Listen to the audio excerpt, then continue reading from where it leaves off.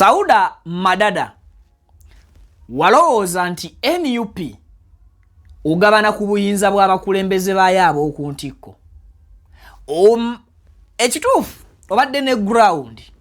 Naye nga ground yo abakulembeze bakubyemu ttooki ne bagamba ku buyinza n'amaanyi goyolesa ku NUP singa bakwata kaadi ne bagikuwa ogenda bafutubbalako. Ogenda tandika okukola ebikolwa ebibi nga abantu balowooza nti gwe oli omu ku bakulu mu kibiina nti n'ebyokola bikutumiddwa bakulu kuva mu kibiina. Era Sauda Madada abakulu bakonsidalinze nnyo ebintu byozze ng'okolera ekibiina n'ebintu byobadde okolera mu kibiina ne bikosa ekibiina ne bagubalamu ne bagamba singa bakuwa kaadi ogenda kukola ebyannaggwano ebibi ebyogeza ku kibiina ng'abantu bakutunuulira ne balowooza nti abakulu be bakutumye okola ebyo. Waliwo abantu abamu nga muli ku kibiina kya National Unity Platform banga muli mu party naye nga mmwe mulowooza nti party olw'okuba mwatandika nayo musobola okukolera mu kyonna kye mwagala. Yes, aboogera ku kugula kaadi olwaleero boogera because baali ba agent ba bibiina birala nga balowooza bakuyitawo ne sente sinakindi nga bo bennyini be bagezaako okuwaayo sente ne babagamba bino si bya sente bino bya reality bya ddala. Akasajja kacyagu kasooka ne distancing ne kava mu nsonga zino ne kagamba nti kakati ebintu mbirekedde bano.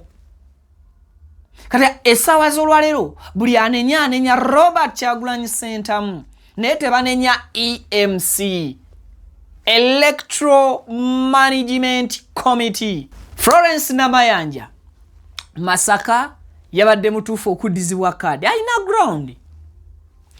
Omuntu nga Tegusulwa Innocent yabadde alina okuba nga aweebwa kaadi.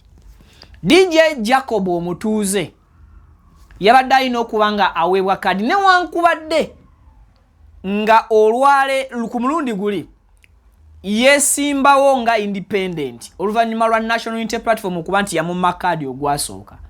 Era newankubadde yawangula ekibiina gwe kyateekawo naye olw'ebyo byakoze ebunnamwaya NUP tekuuma mpalana nti olw'okuba twaleetako owaffe n'omukuba akalulu. Ekirungi ground kati wazzenga munna NUP naye ground ye badde eyogera ki nti munnamwaye badde egamba DJ Jacob Omutuuze tumuwe 60%, disciplines 40%, activities ez'ekibiina 40%, n'ebirala ebifaananako bwe bityo. Kati nkuwa ensonga endala lwaki NUP abantu bagenda gicriticizing abo abatalina bwongo bulowoleza out of the box. Ulira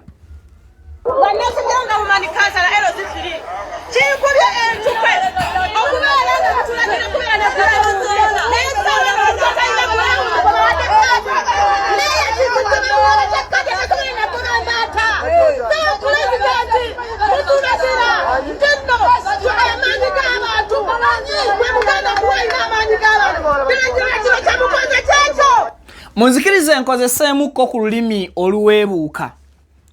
Nsoose kusaba siri mukulembeze naye nsuubira ono kye yalisoose okukola.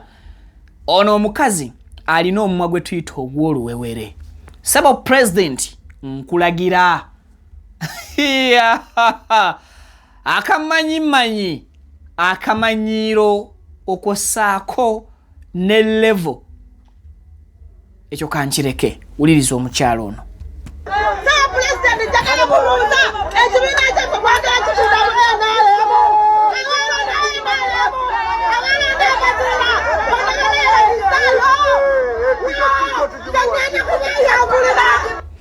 Guno omumwa ogulaba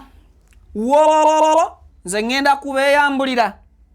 Ono naye yabadde ayagala kubeera mukulembeze nga representing a National Unity Platform. Mwali ose ne mumma kaadi.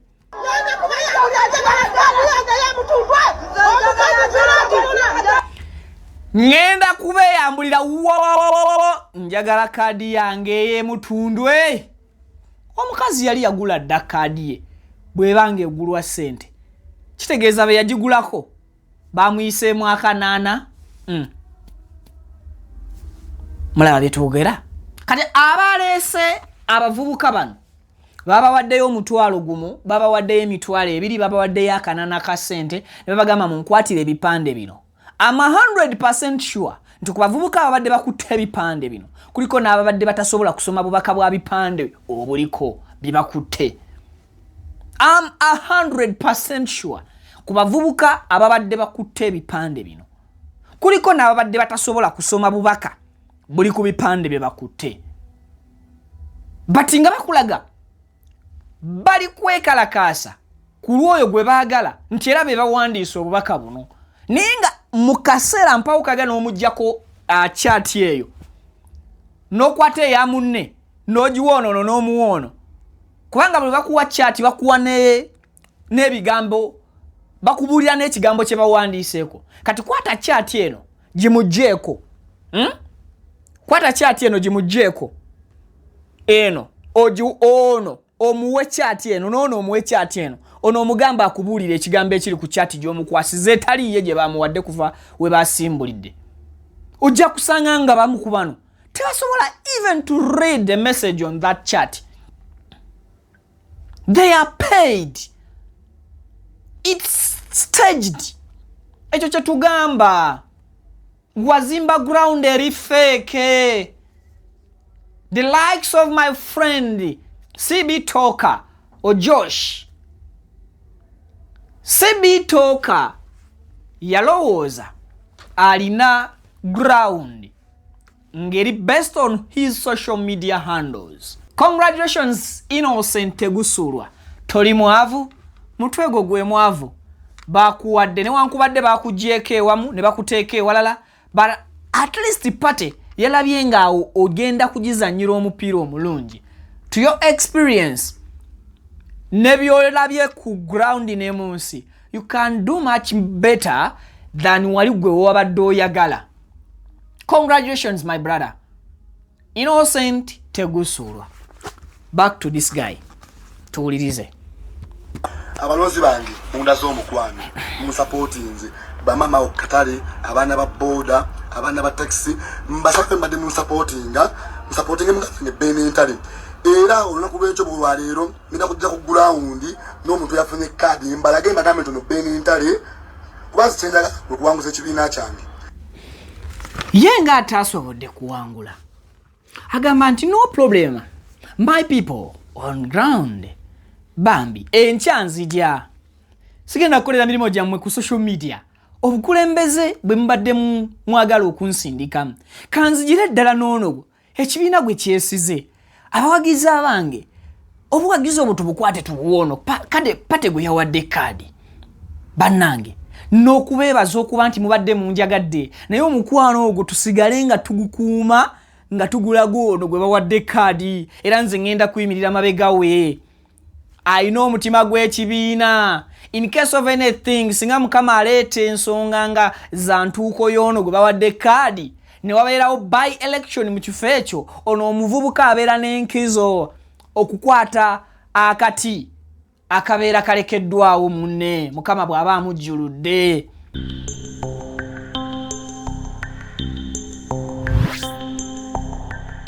NUP is a national unity platform, but is a platform where people come and exercise unity. In case of anything, nga waliwo ekitatambudde bulungi, as a party, a political party, bakuteramu kye tuyita platform ekuwa mwaganya okweexpressinga obutali bumativu bwo singa wabanga waliwo ekitatambudde bulungi. Era be bantu bebamu abakuterako ekigambo ekitegeeza obumu, unity. Nze naawe bwe tubanga tulina ebitusobaganyeeko tusobola okutuula ne tulaba butya bwe tuyinza okuzzaawo enkolagana. Era wano mu kaseera ke tulimu nga NUP akamala okugaba kaadi zaayo we tugenda okukakasiza amaanyi g'obukulu bw'ekigambo unity. Era n'abakulembeze abali ku ntikko waggulu mu kibiina kino we bagenda okwongera okwoleseza obukugu bwabwe okwosaako n'amaanyi mu kuggyayo amakulu g'erinnya ly'ekibiina ekya National Unity Platform. Abantu bangi bammiddwa kaadi lwa nsonga ki? Waliwo kye tuyita reality ground ne tuba ne kye tuyita staged ground oba fake ground. Njagala nkuwe enjawulo ya staged ground okosako ne reality ground. N'abo abamu be mbadde mulowooza nti babadde bateekeddwa okufuna kaadi, biki ebyabakubye okulemesebwa obutafuna kaadi? And another thing, lwaki abo abatono abammiddwa kaadi ku mutendera sofa ogwakafulumizibwako kaadi bakuba jejerebo, bakuba etama okosaako n'okuba nti bayisa mu bakulembeze abali waggulu ku lutikko olw'ekibiina okubanga babakubamu ebituli n'okuba nti babatutte mu ngeri ey'okubaweebuula.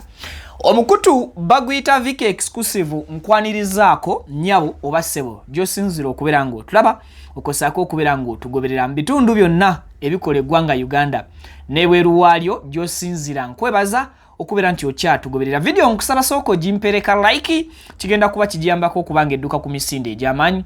Information eno etuuke kwayagala okugifuna okugiraba okosaako n'okugiwuliriza mukadde. Mbaagala nnyo mbatumirako era bwe ntyo nembagamba nti tusimbule. Kakati kansooke nkuwe enjawulo y'abamu nga sinnaba nakutwala mu biwanvu. Omukyalo ono ayitibwa Sauda Madada, y'omu ku baakubiddwa akalulu. Era bw'oba oyagala okumanya enkolagana ya Sauda Madada n'ekibiina ki National Unity Platform, nsuubira okubeera nti ojja kufuna results ennungi ku mukyala Sauda Madada bwe tuba nga twogera ku nkolagana ye n'ekibiina ki National Unity Platform. Naye ate bwe tunaagenda okwogera ku kye tuyita ground, nawo njagala nkuwe ensonga endala eyabadde yesigamizibwako okuba nti omuntu aweebwa kaadi. Omukyalo ono y'omu mu kaseera ke yalowoolezaamu okukkirira ku ground n'akaseera ke yalowoolezaamu okusaba kaadi ng'alina ekifo kye yeegwanyiza, n'akaseera eyamuwangudde kaakoleredde ku ground, n'akaseera ke yalowoolezaamu okwesimbawo ku tiketi ya NUP, tugenda kuba tunyonyoka ensonga ezifaananako weziti. Waliwo omuvubuka omulala amanyiddwa nga Sserunkuuma John Bosco nga bw'omulaba. Sserunkuuma John Bosco abasinga bamumanyi nga Kaana Kambata. Ekyamazima yafunye kaadi, naye buli muntu mu Nansana agamba nti Kaana Kambata abadde agwana okufuna kaadi eno. Era kizibu okuyita mu Nansana n'osanga omuntu atamanyi Kaana Kambata John Bosco Sserunkuuma, mpozi nga mu Nansana mugenyi sinakindi ng'abadde muyise n'omubuuza nga tategeera nsonga za Nansana. Waliwo abavubuka abalabiddwako nga bakutte ebipande batwala okwemulugunya kwabwe eri ekitebe ki National Unity Platform n'amatabi okwetoloola eggwanga. Kaadi zino gye zamaze okubeera nga zigabwa nga bakutte ebipande ebimu bye bino byensobodde okubanga nkugirayo nga biriko ekigambo ekigamba nti bannange kaadi yafuuka ddi eya ssente. Ekyo nno kyabadde kibuuzo kinene, naye ate emabega w'ekibuuzo wabaddewo ansa ennyangu ennyo eteetaagisa kuteekamu bwongo obungi okusobola okutegeera lwaki abantu bafunye kaadi abalala ne balowooza nti kaadi baziguze buguzi na butitimbe bwa ssente. Omwana Mpanga Charles abasinga gwe mmanyi obulungi nga Map Media, akola ku Map Media TV, ono nga munnamawulire era nga muvubuka oba musajja aweereza amawulire g'enkyukakyuka y'omu ku ttiimu ey'amawulire etambula ne His Excellency Robert Kyagulanyi Ssentamu mu ngendo ze ez'enjawulo gy'abeera atambulidde. Waliwo omuvubuka ono amanyiddwa nga CB Toka, bamumye kaadi wamu ne munne amanyiddwa nga Bobby Giant eyabadde yeegwanyiza ekyobwammeeya bw'Ejjinja City. Ekyamazima Bobby Giant mugundiivu mu kibiina kya National Unity Platform era mumanyifu n'ettutumu alirina mu National Unity Platform. naye entebe eya Jinja City Mayor gye yabadde alamuza nene n'okusinga ye abadde yegwanyiza entebe eyo. Akaseera ke yakkiriramu ku ground okufuna n'okumatiza emitima gy'abanaamulonda nti muweereza si ke kaseera akaali badde akatuufu akamala omukulembeze eyeegwanyiza entebe ennene efaananako ng'eyo bwa mmeeya obw'ekibuga ekiramba. Abamu ku bantu beekalakaasizza dda nga bagezaako okuba nti bawakanya ebyo ebyavudde mu kakiiko k'ebyokulonda. Kakati nsaba ensonga zino tuzitwale empola era tuzitegeere mu ange ez'enjawulo. Ekisooka nga bwe nkugambye nti National Unity Platform is a platform where you come, you express your disagreement eri omuntu, eri ekintu oba eri kyonna ekikutabudde ekikutigalinze.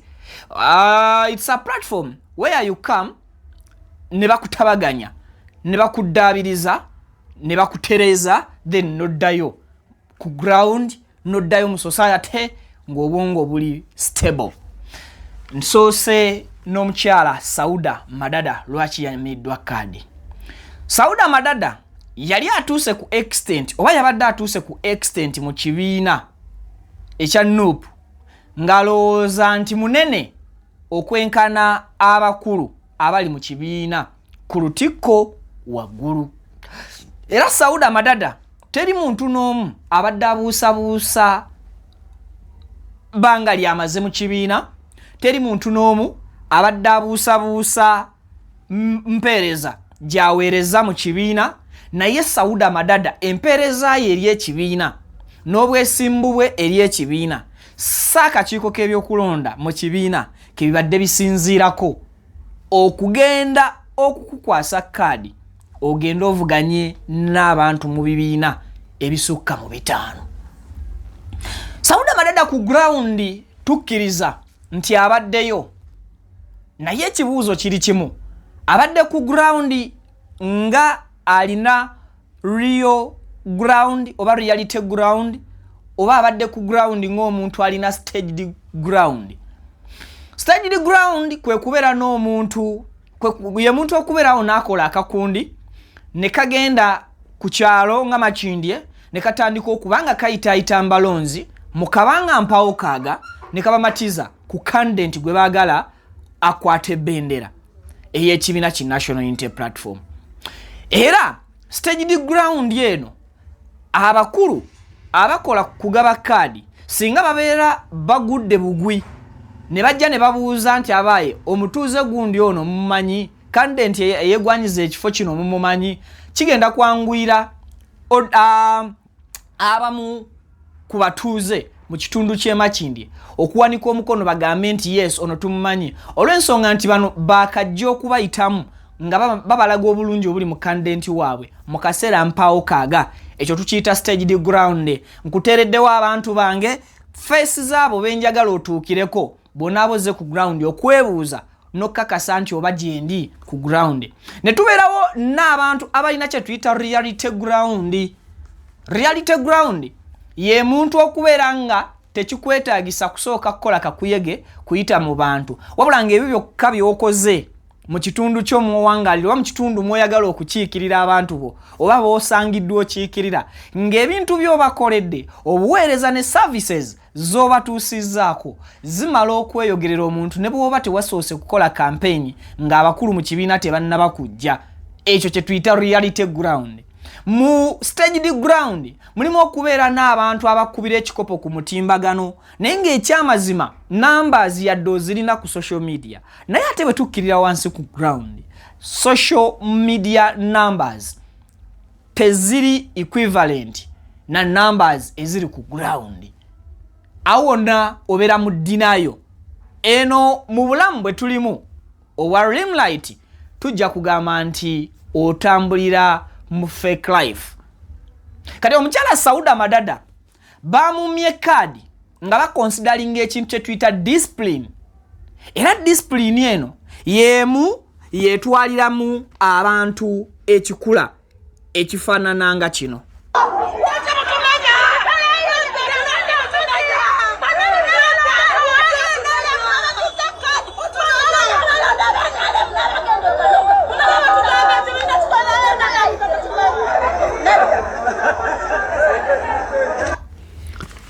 Bano bamiddwa card not because they are not suitable to represent National Unity Platform, but bamiddwa card because of their indiscipline. Empisa zero. They may be on ground, but their discipline does not represent National Unity Platform. Osobola okubeera omunyirivu ng'oli kiwala ku kyalo otiba kye tuyita muscle glory. Omwana omulungi kalaala, fesi etukula, binanyashikwa ebiri, otambula mu ngeri ey'ekitiibwa naye nga ebikuvaamu teri mulenzi asobola kuwasa. Nga abasajja ne bwe baba bavudde ku mutalo omulala ne bajja ku kyalo kyo nga banoonya muwala wa kuwasa, teri mukadde wa ku kyalo asobola kusportinga nti muwala wa gundi mu mutwala afumbirwe. Naye ng'oli mulungi, nyashikweri, face mata, height kyekyo, nga bw'oli bwakutunula kalowooza kyakulya ekiwundiddwa obulungi. But in reality, ng'empisa abakadde b'oku kyalo bagamba kiwala kya gundi obulungi bwakisala. Abamu ku bano abamiddwa kadi babadde ba players balungi ku ground. They have ground, real ground, reality ground. Naye ekyabakubye empisa ku ground ne mu bo bennyini nga nfu. NUP as a party through its electoral commission management negamba nedda to deserving a could representing a National Unity Platform abasiiba bayimbirire kiyitibwa empisa gweddako ebbali. Lekono azimbye ground ng'eririyo naye nga tennatuuka ku standard ya ground gy'obadde nayo naye ng'alina empisa ajja representing a National Unity Platform era ekifaananyi kye kijjeyo ekifaananyi kyaffe. Ebyo byonna bibadde bikonsideringibwa. Ekirala, bw'obanga bakumye kaadi ng'olina omutima ogwagala ekibiina kyo era ng'oripresentinga bulungi nnyo mu kibiina, ng'orespectinga n'abakulu mu kibiina, nga naawe kennyini wandyagadde pateyo emuvinge etambule egende maaso. I hope omuvubuka ono kye yakoze kino. Abawagizi bange mbasaba musooke mukakkane ebisaliddwawo ekibiina byonna mu birabye. Musooke mu gusala abankubira amasimu abali ewala namwe abajja ewaka abazze ewaka. Temunakuwala nnyo, temunakuwala. Ekibiina kikoze okusalawo ne kyamukisa mulungi, nange nja kuvaayo very soon mbabuulire kikyenzizaako. Mbasaba mugusale, temuyomba, temuteekawo olutalo lwonna. Nja kuba nange nvaayo mbabuulire, musooke mulinde, nsooke nnyo ku mazzi, nsetolinge. Ekiddako tujja kuba tuvaayo tubanyonyole n'ettiimu yange ejja kujja kuggulawo. Okay. Nga oli wa National Unity Platform, olina omutima ogwagaliza pulezidenti w'okutwala entebe y'eggwanga, ozze ng'olaga ensi ogigamba ndi foot soldier wa ddala, ndi muweereza owa ddala, ndi mukulembeze owa ddala. Wagenda mu race mukuvuganya ng'okimanyi nti kegube mupiira ogulimu ne refale nga n'abawagizi batudde mu kisaawe basobola okuzannya eddakiika 9. Ku ssaawa esembayo ttiimu ekubiddwa goolo 3-0 nedde bali wabweru w'ekisaawe netandika okwogerera refali amafuukule naye nga refali omupiira yagusazenga namungi w'omuntu atudde bali w'ekisaawe era nga bamwegesa amaaso nga bamwegesa amatu naye era tukkiriza nti yadde teams zibadde 2-2 walewo obutakkaanya oba wabaddewo abawakanyiza obuwanguzi bw'omu naye ng'ekisaawe mwakigenzeemu nga nammwe mumanyi nti mwe muyina okutwala wiini whereby buli wokkiriza ogende mu kuvuganya suubira okuwangula oba okuwangulwa bw'ovaayo n'okola statement n'ogamba nti tebampadde kaadi naye abangoberera mubeere bakkakkamu tulina plan we are ready to improvise tuli beteefuteefu okulaga ekiddako just wait mukakkane ffe tubatwale ku kiddako ne ttiimu yange already oba omaze okukola omulenzi abawagizi bange oba omaze okubanga okola omuvubuka amanyiddwa nga Luswa Luwemba Muhammadi kye yagenda maaso n'okuba nti akola ekifaananako nga kino ekiriwo kaadi zifulumye era nga bulijjo nabaga nti nze Luswa nja kusigala nga ndi musanyufu eri oyo gwe banaabagiwadde ate ne baganda bange batawadde nabo mbaniriza eno mu independent minds so abatazifunye n'abazifunye eyo si enkomera abantu be basalawo laba omusajja bw'atunula atunula ng'afiiriddwa sebo ofiiriddwa ki kankwatemu awo Luswa Luwemba we twali mu race mu kuvuganya kwa Kawempe North by election yali amanyi alina kye tuyita ground era nga buli muntu tabuusabuusa ground ya Luswa Luwemba Muhammadi Alex ekyakuba Luswa Luwemba Muhammadi n'okuba nti kyattata na political career ye kwe kukeera ku makya n'afuna abawi b'amagezi bafanda abamufandinga n'atuuka n'okukyusa amasuuti n'atuuka n'okukyusa ofiisi nga bamulaze nti you're bigger than your party newankubadde party yali emaze okutunuulira Luswa Luwemba Muhammadi ng'omuntu alina ground naye ate wajja candidate amukubya ebikira ku byalina then waliwo ne kye tuyita element munda mugwe olinamu element y'obukulembeze obukulembeze gy'oli is it a calling ku side yo oba you're forcing yourself okubeera omukulembeze are you forcing yourself to be a leader or it's a calling gwe okubeera omukulembeze if it's not a calling on your side do you feel like you have that element eyokubeera omukulembeze bw'oba muli owulira nga naawe tolinamu element ekufuula omukulembeze then kitegeeza oli Luswa Luwemba Alex Muhammadi alowooza nti you're bigger than your party you can stand as an independent and you compete you win your party candidate abeera yaweereddwa flag tugende wa Luswa wulira amagezi gawa munne eyakubiddwa akalulu kyanaku nnyo kyanaku ddala nali mu kalulu akawedde by election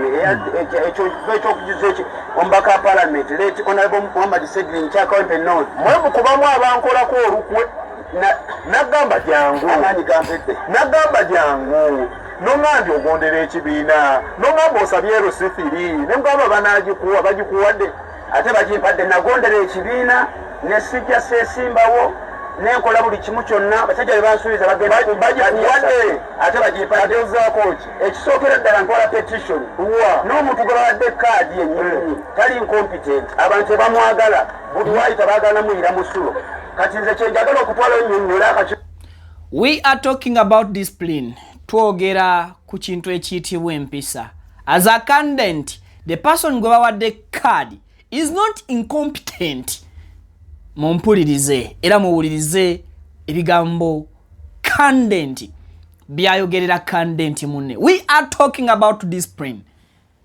The person gwe bawadde card is not incompetent era ne ku ground abantu tebamwagala.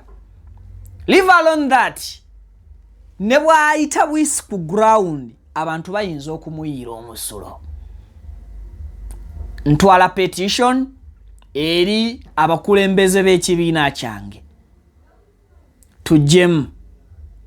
The reason as to why bakumye card is because ojoga abalala, is because ovumirira abalala. Oli mu politics w'okusooka okusaba akasa so okuwa views siso ow'okusooka okulaga manifesto yo eri abalonzi bo.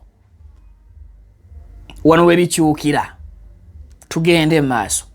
Ebyokulonda omuntu gwe mutwetedde mwasinzidde ekyokumuwa kaadi mwaze kugula ngundi kubanga wano omuntu gwewadde kaadi serubiri yakamala wano ebisanja 40 yakafuga ebisanja 4 emyaka 2 y'emyaka 2 abadde yasooka n'abeera chairman. Omuntu gwe mwawadde kaadi mwasinzidde ku kyokuba nti mwamuwadde kaadi.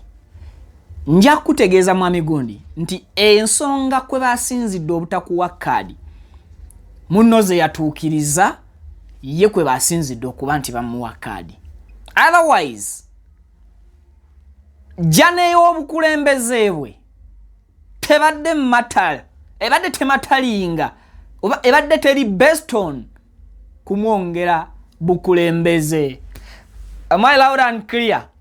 Nzo okubanga nabeerako head boy mu primary nengenda mu secondary ku O nengenda ku A ngera still ndi mukulembeze tekitegeeza nti ate bwe natuuka ku university sigenda kufuuka guild president. Reasoning capacity as a leader oyina okuba nga oli wagguluko kuba oyina okukulembera. Oyina okuba kale nga toli waggulu waabwe nnyo naye nga ate still osobola okupiikinga advice, osobola okuwabulwa okuva kwabo b'okulemberwa. Tugende maaso. Wero si wano emyaka 16 abadde wano emyaka 36 agamba yajja na Museveni agenda na Museveni tukoye sitegedde NUP wekiki wasingizdeko okuwa serubiri card olunaku olw'enkya ntwala petition. Yo petition banagiwuliriza kati ono gayi mumulaba ne bw'aba akedde ku makya n'atwala petition ku kitebe. I'm 100% sure tebasobola kumuwa card, tebasobola kusaza buwanguzi bwa serubiri. You know why? Already kino kyakola kyakuba nti ayisa amaaso mu bagabye card. Ekyokubiri kyakuba nti ayolesa politics ow'ekibogwe ow'okusooka okusaba akasa opponent wange nze mpitewo. Kati nkulayirira mwami gundi ne bwoba otutte petition yo teri agenda giwuliriza, tebakulimba era togenda kuwangula mpozi ng'ogenda ku standing as an independent. Wuliriza omusajja ono. Tugambe tugenda ziwayo ku Lwomukaaga ne ku Sande banaziwuliriza naye abagende mpulira mbu akasente katambudde kati bw'olina era serubiri bonna babadde amanya nakimanya tosobola abadde akukuta nabo bonna babawadde kaadi tosobola funa kaadi gwe ofigayo tofuna kaadi laba bwafaanana sente ozitewa so n'olwekyo nze nkyankera bukeezi kutwala petition kati onumbye wano nkukolere ki Luwemba nagamba jangu.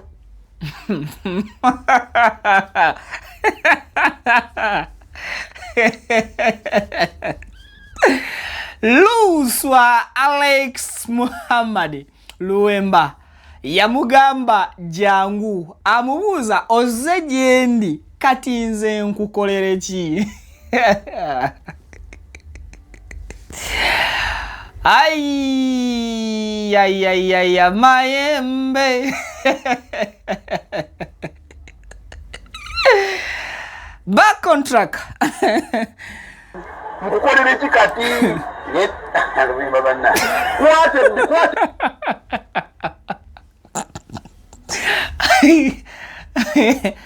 nantabulirwa bwe twaliyonka mama leero ate gw'osaabadde bwa giriisi oyinza okumpa nsonga ky'omusajja kwavudde okukusindika n'abaana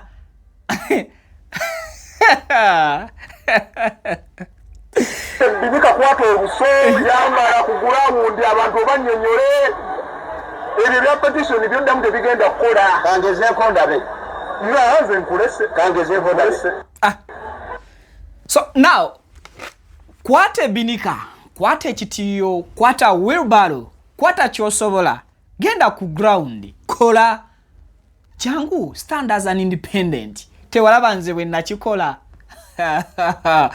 amagezi muliro bwe gakugwako bakulagira gakime one neighbor bw'obanga oyina enkolagana ennungi ne neighbor amagezi muliro gasobola okulema okujja one neighbor bw'obanga enkolagana gye wazimba ne neighbor mbi Luswa Alex Muhammad Luwemba ekyamulemesa okufuna amagezi one neighbor yazimba enkolagana embi ne ba neighbor be so nga ba neighbor bali betefutefu okuwa Luswa Luwemba Alex Muhammad amagezi nti tojjanga independent political career yo ogenda kuba ogifuye mu ngombe ge magezi ge gamu gakwata awe musajja mune nga mlaga it's the right to go, it's a right path itawo kenda stand as independent kolera ground ekigenda okubya abantu abasinga akalulu kwe kulowooza nti ground bagizimbira emyezi 3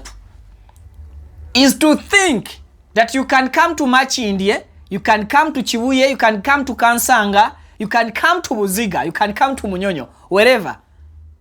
Emyezi mukage emyezi 3 nobalaga nti gwe ground yaabwe ogibakolera mu period esembayo nga tuyingira akalulu is what Luswa Luwemba Alex Muhammad advise jawa munne oyo nga mutadde bali waliwo ekintu ekirala kye natunuulidde mu kaadi zino njagala owulirize omukyalo ono kati nkuwa ensonga endala lwaki NUP abantu bagenda decriticizing aba abatayina bwongo bulowoleza out of the box ulira wanasijanga umanikasa na LCC chikubya enchupe okubera nga tulagira kubera na kulala nesa na kutayina kulala neya chikutuma wala chakati nakubera na kulala sa president kutunasira tendo amani k'abantu kwe muganda kuwaina amani k'abantu kile kyamukoze kyekyo munzikirize nkozeseemuko ku lulimi oluweebuuka nsoose kusaba siri mukulembeze naye nsuubira ono kye yalisoose okukola ono omukazi alina omumwa gwe tuyita ogw'oluwewere sebo president nkulagira akamanyimanyi akamanyiiro okwosaako ne level ekyo kankireke wuliriza omukyalo ono president jakala kuluza ekibiina kyaffe kwagala kituda mu NRM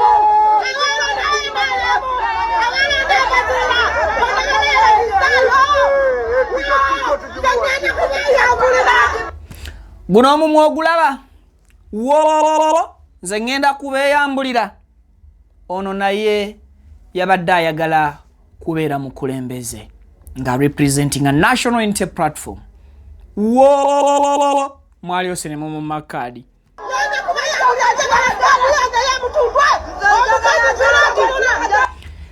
ngenda kubeeyambulira njagala kadi yange ey'emutundwe omukazi yali yagula dda kadi ye bwebanga egulwa ssente kitegeeza be yagigulako bamuyiseemu akanaana mulaba byetwogera ogamba njagala kadi yange ate ogamba batunda kadi kitegeeza gwe waguze ne bakuyisamu akanaana oba gwe ze wawaddeyo bali oli eyakuwangudde yazidabolinze. Do you have any proof, any evidence confirming okugula kwoli tiketi?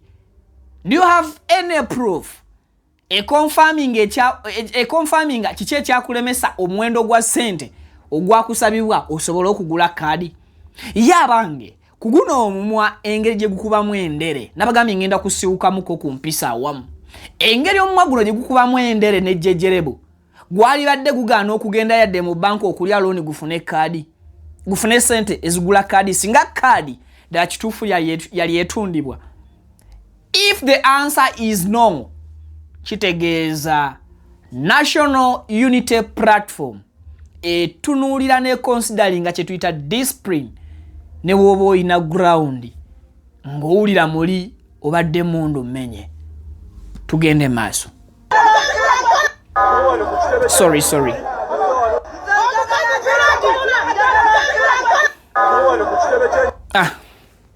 Kati waliwo omulala. Katumaleyo olumu akatambika abano.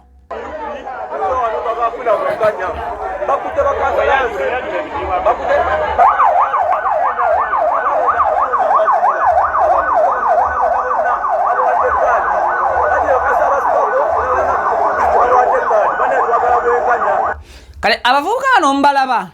This is what we call staged ground.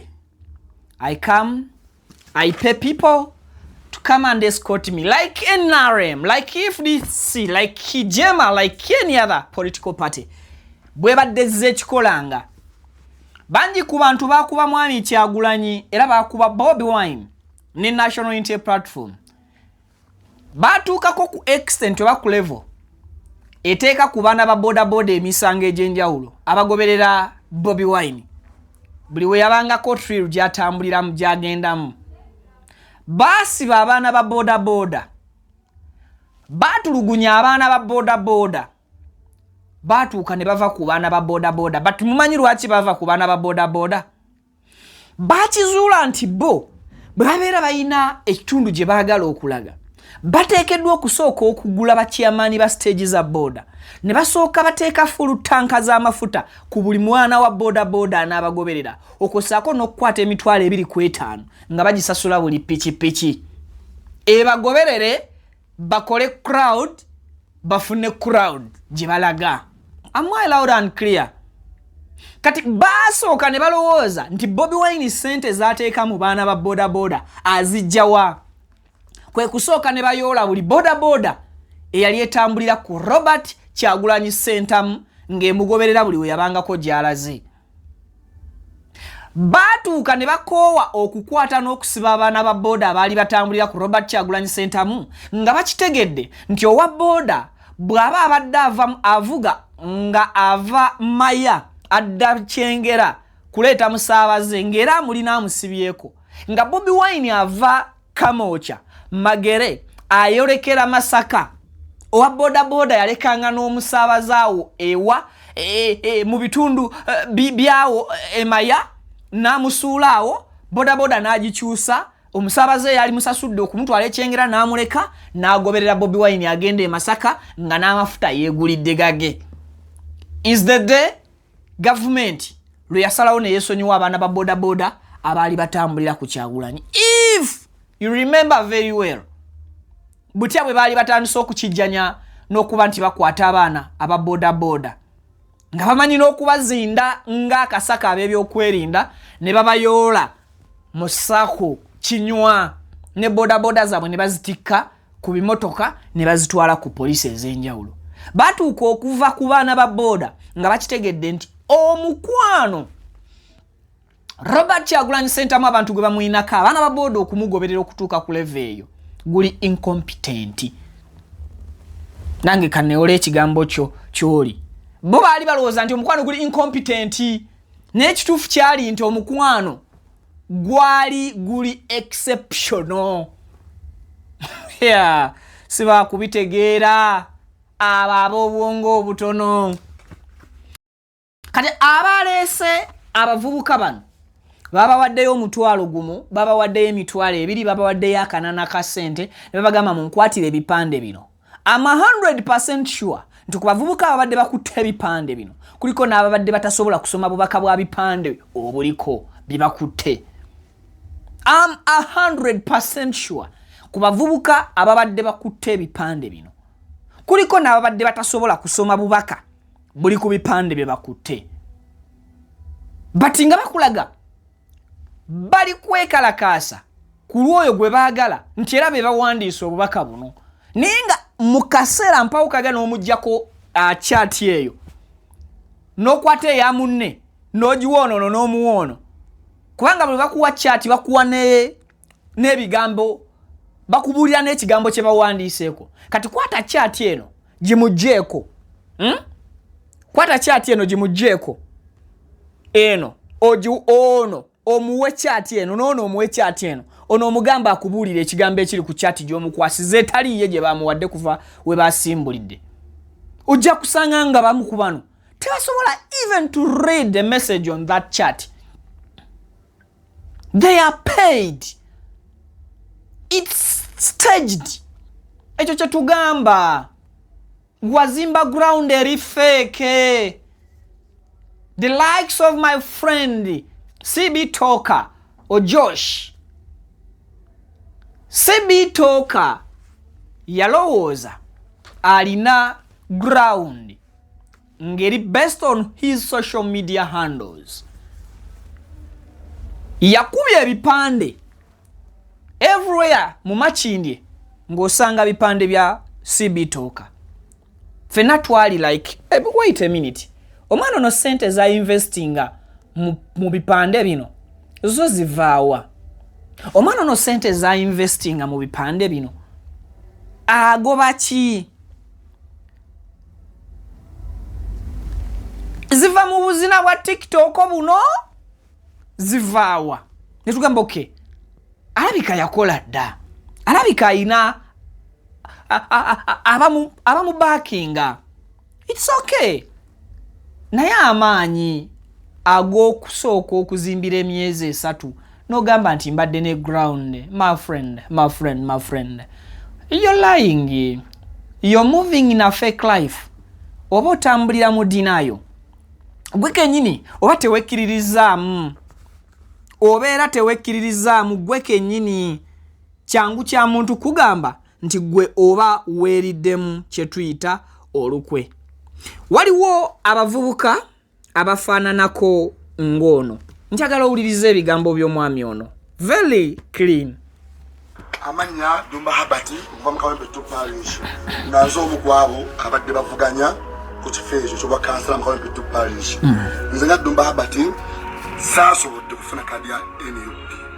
Genda otegeeza abalonzi bange nti munnange Benintale yampangudde era asapu mwenna abadde bawagira Dumba Habati abadde basapootinga muganda wange Benintale. Ensonga ey'okubiri ekyo kye bayita omukulembeze. He has that element in muye and he is passionate.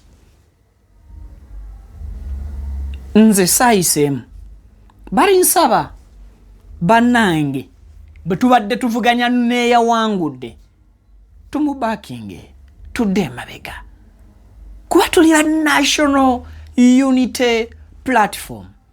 Tulina ekitugatta okusinga ku bitwawula. Tugende maaso. Ndi waneeno okwebaza akakiiko ebyokulonda. Kubanga akakiiko ebyokulonda kakoze mu mazima ne mu bwerufu. Kubanga twabadde abantu 11. Benintale akola ki n'atuwangula. Era akakiiko ebyokulonda kakoze mu mazima ne mu bwerufu. Kubanga twabadde abantu 11. Benintale akola ki n'atuwangula. Mu luseegenderere lw'abantu 11 NUP yabadde ino okutunula n'eriisa George era eriisa eryenkaliriza eweemu omuntu omu kaadi. Abantu 10 bonna bawe banaavaayo ne bawakanya obuwanguzi bw'omu eryo libeera ssa lya bukulembeze mu abe 10. Kubanga ne bwe bakyusa ne bagamba ono tumugjeeko watya tuwadde omu kuba kerere kummwe ate abalala bane 10 ne gwe bagijjeeko bo tebaakuba ekkerere. Yeebaza akakiiko k'ebyokulonda olw'omulimu omulungi gwe kakoze mu bantu 11 nga kasula tekeebase kasiiba tekawummudde ne kakola bukubirire bambi ne kalondayo omu munnaabwe eyabameza akalulu.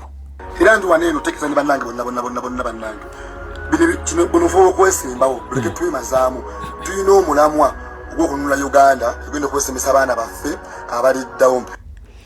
If the mission is to change Uganda, we are not supposed to fight for these positions. Even if you are not a leader, you can still do your job and we can succeed. Kulunaku olwokuba akalulu ka bonna. Here's the message. Gyabadde ayisaawo. Sirondeddwa naye goro yange teyali yanze kufuna kifo. Oba bwe mba nnemereddwa okufuna ekifo tekitegeeza nti n'omukulembeze wange saagala afune kifo. Ayogera sense.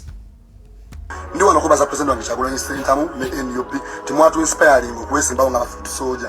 Kwanza nganze dumba najja mu struggle nga sina kyo kwesimbawo paka president agamba buli futu soja aveeyo esimbewo. Bangi ku lusegendere lw'abo abeesimbyewo baali tebamanyi na kigambo mukulembeze kyeki. Not until His Excellency Roberto Kyagulanyi Ssentamu lwe yabagamba nti naawe osobola. Lwe yabagamba nti tusobola okukyusa obukulembeze buno. Awo wennyini ku LC osobola okubeera Kyagulanyi waawo. Awo wennyini ku KCCA osobola okubeera Lukwago waawo. Yensonga lwaki Electoral Commission ekulirwa Simon Mujenyi Byabakama yasobodde okuwandiisa ba presidential candidates 214. Olwaleero tulina ba presidential candidates 214. Mulimu omwana alina emyaka 21 ow'obuwala. 2021 mwalimu omuvubuka John Katumba abasinga gwe mmanyi nga Katumba oye olw'enjiri ya His Excellency Robert Kyagulanyi Ssentamu okwencouraginga abavubuka abato okwenyigira mu by'obukulembeze ne politics. Before 2017 Bobi Wine nga tannayingira politics. Emyaka egifaanana ng'egyaffe ba Vicky tetwali open eri politics. Emyaka egifaanana ng'egyaffe aba Vicky tetwali na interest mu kwogera ku bya bukulembeze. Omwana ono kyakugamba nti nze na joininga struggle nga sirinaamu yadde ekirowoozo kyakwesimbawo kubeera mukulembeze. Congratulations Innocent Tegusulwa. Toli mwavu, mutwe gwo gwe mwavu. Bakuwadde newankubadde bakugyeko ewamu ne bakuteeka ewalala, but at least pate yalabye ngaawo ogenda kugizannyira omupiira omulungi. To your experience ne byolabye ku ground ne mu nsi, you can do much better than wali gwe wabadde oyagala. Congratulations my brother Innocent Tegusulwa. Back to this guy. Tuwulirize.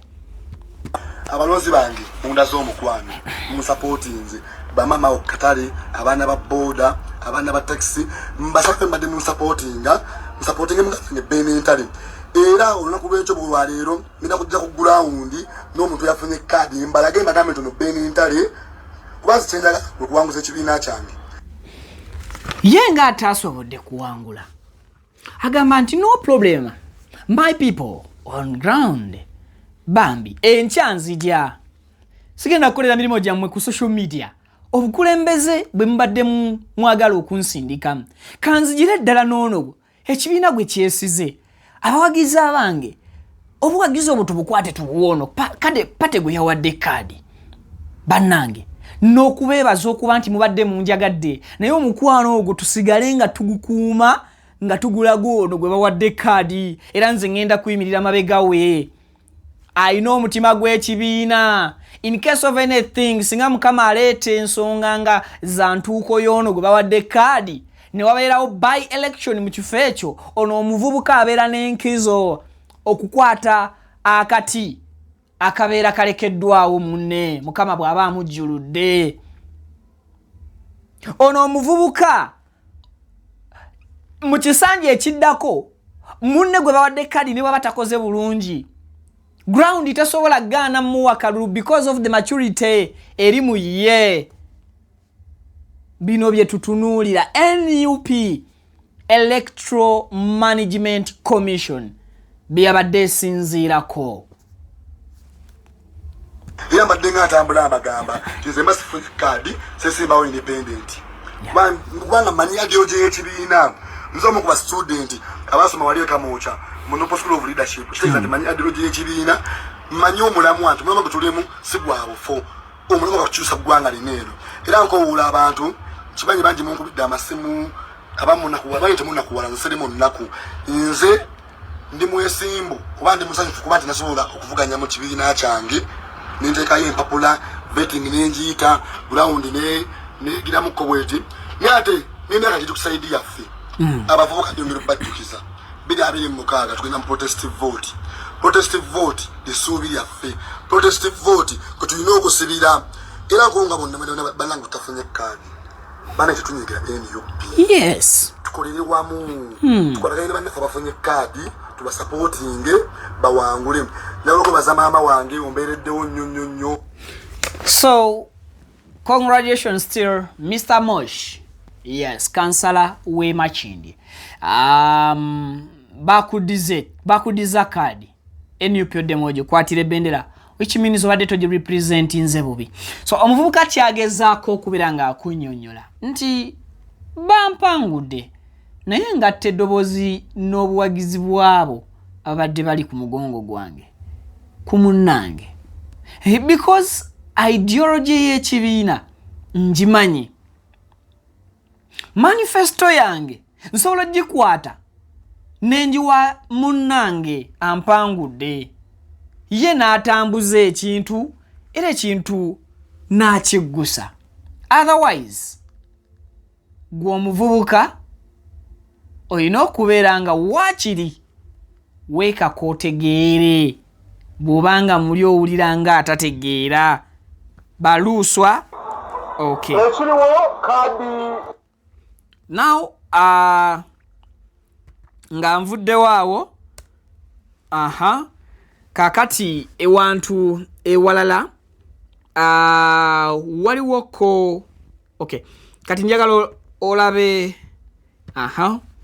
so okay, so now ono yesi bitoka obubaka bwe yasoose okuteeka ku mutimbagano bwe buno.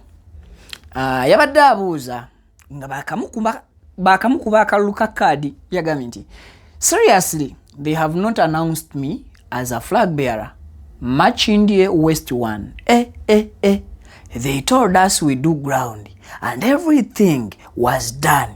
I accept the fact and I accept the fact and I'm not doing appeal. Ye yakiriza immediately nti bamumeza akalulu naye kyeyewuunya nti babatuma ground era n'agenda ku ground abadde agirina. Sibitoka yabadde akoze kye tuyita fake ground ey'emyezi 5-6 chap mumpulirize mundabe erabe. Yalowooza social media ina weekola ki weemulaza, so eyo problemu weevudde. Kati awo nga nvuddewo waliwo ensonga NUP zeyina okubeera nga etunulamu obanga etunula n'eriiso eryenkaliriza y'ensonga y'omuvubuka ono. Yes, ensonga nagiwulirizaamu katugiwulirize katono nnyo oba ngenda gibalekerayo yebeggalawo program because program ndaba eri mu kuwanvuwa. Anyway, kakati nga mmaliriza ekisooka bakumye kaadi tewabadde na mpisa, bakumye kaadi bakusinze ground, bakumye kaadi obadde oyisaamu abalala abamuvuganya amaaso n'okuboogerera amafuukuule ku ground kitegeeza obadde ovundizaamu ekibiina. Oli wadde mbokola petition but sisuubira nti olina kyogenda okujja mu petition. Transparency eyinza okubeera kinga mu process ya EMC eya NUP, naye nkakasa nti EMC teyabaddemu kugula kaadi. I personally nkakasa EMC Electoral Management Committee eya National Unity Platform teyabaddemu kugula kaadi. Aboogera ku kugula kaadi olwaleero boogera because baali ba agent ba bibiina birala nga balowooza bakuyitawo ne sente sinakindi nga bo bennyini be bagezaako okuwaayo sente ne babagamba bino si bya sente, bino bya reality, bya ddala. Akasajja kacyagu kasooka ne distancing ne kava mu nsonga zino ne kagamba nti kakati ebintu mbirekedde bano. Kati essaawa z'olwaleero buli anenya Robert Kyagulanyi Ssentamu naye tebanenya EMC Electoral Management Committee yerina obuvunaanyizibwa ku baasunsuddwa ne baweebwa kaadi, but not Kyagulanyi Ssentamu Robert. DF, PFF, NRM kati yo yajjuza naye bali kwogerezeganya na bakubiddwa akalulu ka kaadi. Bali kuperereza bano be bammye kaadi babeegatteko nti bo babawe kaadi. Naye mbasuubiza buli gwe bammye kaadi ya National Unity Platform ng'obadde wakubye ekipande kya National Unity Platform kekakutanda ne weesimbawo nga independent, bagenda kukukuba akalulu ne political career yegenda kubeeziikiddwa. Buli gwe bammye kaadi ya National Unity Platform n'osalawo ne weegatta ku kibiina ky'ebyobufuzi ekirala kikuwe kaadi nga kikulimbye kikujja ku mulamu amanyi olugendo lwo lw'ebyobufuzi lutuuse ku level y'abaluuswa Alex Muhammad Buwemba. Era gwe wenna gwe bammye kaadi n'okakasa muli nti kaakati step yeddako ya kuvuma kutyoboola na kuyisaamu gaali bakulembeze ba kibiina, olugendo lwo mu byobufuzi n'obukulembeze oluziiseeko ekinnya ekya fuuti z'otannaba kusima kukakasa. Ababoogereza bangi era baagala mubeegatteko bangi. Nali basabye mustikinge ku agendas ne ideologies z'ekibiina. Nja kubasaba mukwate manifestos zammwe muziwe bannammwe era mubabeere emabega mubasupportinge bwe mbanga muli bakwagala nkyukakyuka ey'emirembe. Florence Namayanja Masaka yabadde mutuufu okuddizibwa kaadi alina ground.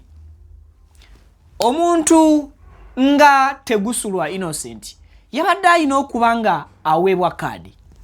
DJ Jacob Omutuuze yabadde alina okuba nga aweebwa kaadi newankubadde nga olwale ku mulundi guli yeesimbawo nga independent oluvannyuma lwa National Unity Platform okuba nti yamumma kaadi ogwasooka, era newankubadde yawangula ekibiina gwe kyateekawo. Naye olw'ebyo byakoze ebunnamwaya NUP tekuuma mpalana nti olw'okuba twaleetako owaffe n'omukuba akalulu.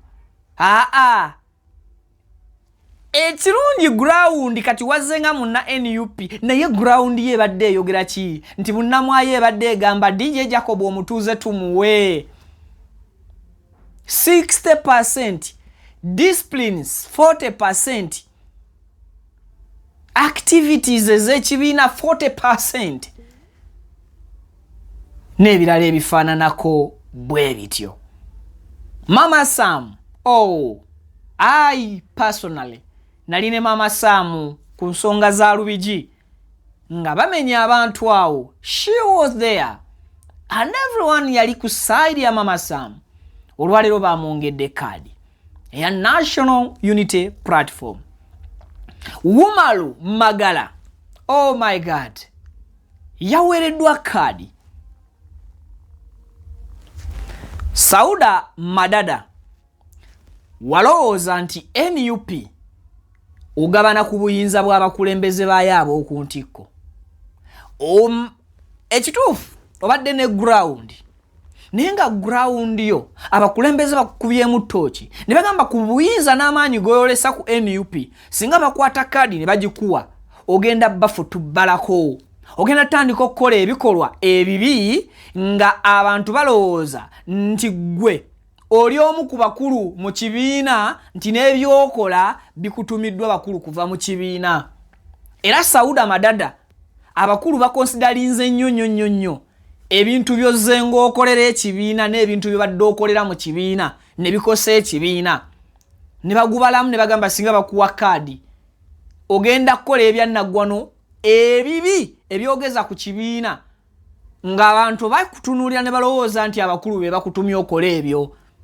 Waliwo abantu abamu nga muli ku kibiina kya National Unity Platform banga muli mu party naye nga mmwe mulowooza nti party olw'okuba mwatandika nayo musobola okukoleramu kyonna kye mwagala. Yes, ebirungi mubikoze era party eba appreciatinga, naye ekituufu n'amazima gasigala gagamba ki? Ndabye ataddeyo obubaka bubadde bugamba butya? Obubaka bwe buno ataddeyo obubaka buno nga bugamba yes, Sauda Madada agambye nti I want to congratulate fellow comrades who were able to secure our party cards. I thank my party NUP Uganda for the fairness shown in this process. Unfortunately, I didn't get ticket to represent my Kampala Central people, but I'll continue serving in my capacity. This is the message that should be on your platform and from the mouth of a leader. Not a message of hate, not a message okusibuga n'okusaba abantu akasa. Eyo ensi yavaayo dda. So that's Sauda Madada. At the end of it, akkiriza nti bamukubye akalulu kati kano. So ndowooza byebyo mukkirize mbalekereyo ka video yako tusinkane mbinaddira. Mbeera bulungi, nze Vicky mweraba.